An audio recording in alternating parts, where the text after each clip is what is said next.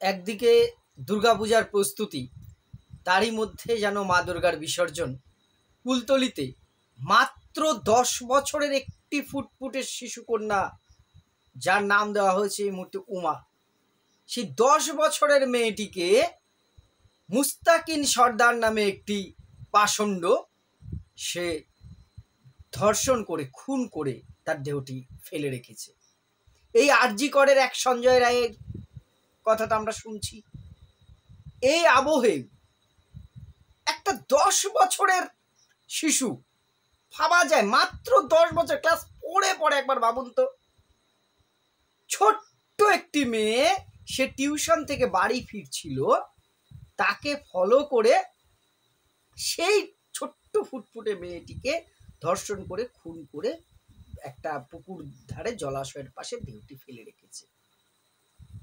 কোথায়, কোন অবস্থায় আমরা কোন অবক্ষয়ের দিকে যাচ্ছি?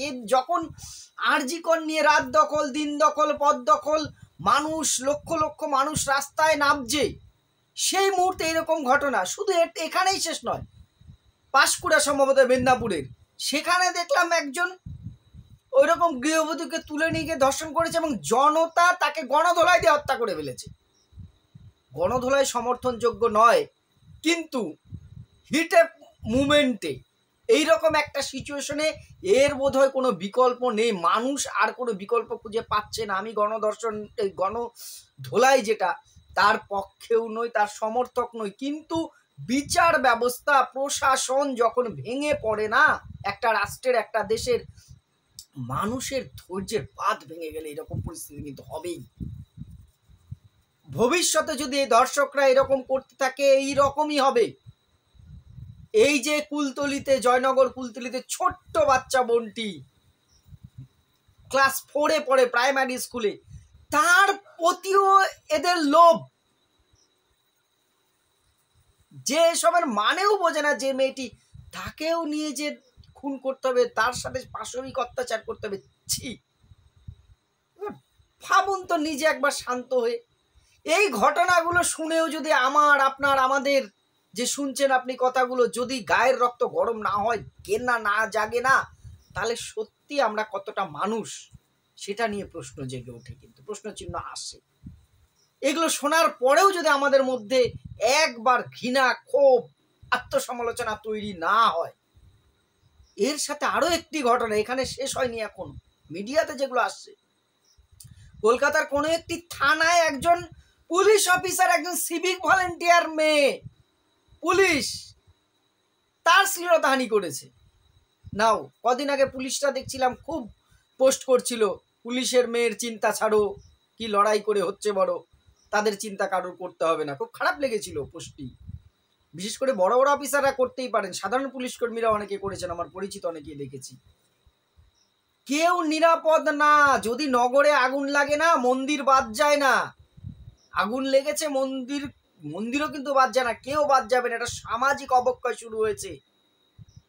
শিক্ষা ব্যবস্থা, সামাজিক ব্যবস্থার ইমিডিয়েট যদি পরিকাঠামোর চেঞ্জ না করার উদ্যোগ নেওয়া হয়, আর কঠোর আইন, ধর্ষকদের কোনো রকম কোনো ওই রকম সরকারি টাকায় তাদের পুষে রেখে থানা জেলে দীর্ঘদিন ওই নাটকের কোনো দরকার নেই। জানি বিচার ব্যবস্থার প্রতি সম্পূর্ণ আস্থা আছে আমার, কোর্ট একটা লং টার্ম মেথড, কিন্তু এই সব ক্ষেত্রে শর্ট টার্ম মেথডের কথা ভাবতে হবে।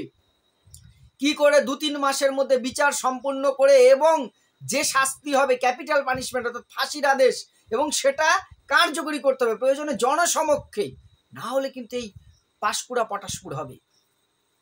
মানুষ কিন্তু আইন নিজের হাতে তুলে নিতে বাধ্য হবে। একের পর এক, যেখানে আরজি করে ডাক্তার বোনটির ঘটনা, সারা রাজ্য তোলপাড়, এখন আন্দোলন চলছে, তার মাঝখানেও এগুলো ঘটছে। তার মানে এই অত্যাচারী ধর্ষকদের মনে এতটুকু ভয় কিন্তু আমরা ধরাতে পারিনি। আমরা নাগরিক হিসেবে ব্যর্থ, আমাদের রাষ্ট্র ব্যবস্থা ব্যর্থ, প্রশাসন ব্যর্থ, আইন ব্যর্থ, বিচার ব্যবস্থাকেও কিন্তু ভাবতে হবে ব্যর্থ।